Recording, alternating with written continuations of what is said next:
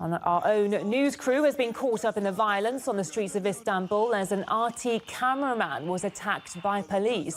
Our correspondent Yasin Ekin is there with the details of the incident.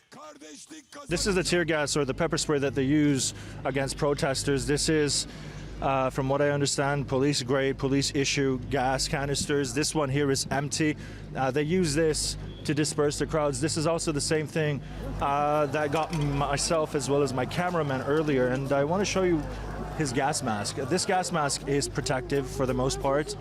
We've been depending on it for these past 5 days, and if you can see, there is a tear on this. While we were filming the intervention by the police, we were surrounded by some officers, and they tore off the mask from my cameraman, and after doing that, they used this tear gas to spray him. And I want to show you something real quick and show you my cameraman right here.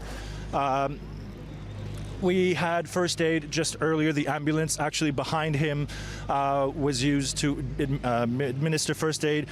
He was beaten by police and dragged by 5 or 6 different officers. And when I tried to make my way to him, when I tried to essentially run for his safety to protect him, I was also surrounded by police officers. We were beaten.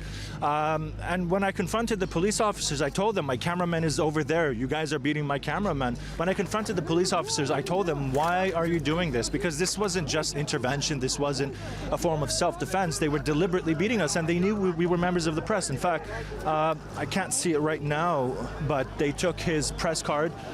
This was around his neck, and they tore it off. And then we had a slight discussion with the police chief that was here earlier, and we confronted him about this situation, and his defense was, well, did you show him your press cards? And we told them, well, there was really no time because they tore it off of his neck, they tore off his mask, and then they proceeded to take away his human rights, his basic civil rights.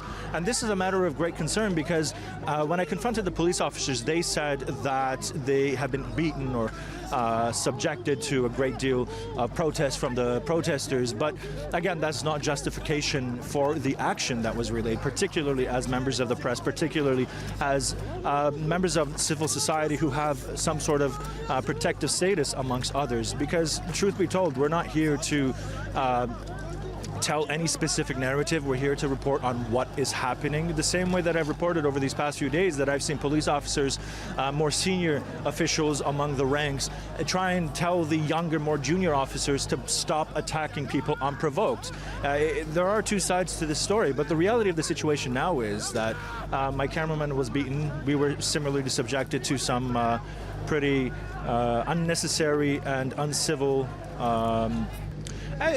I'll just leave it there, to be honest, because anything at this point is going to be a little bit more personal. It's going to be speculative for the most part, so I'll just leave it there.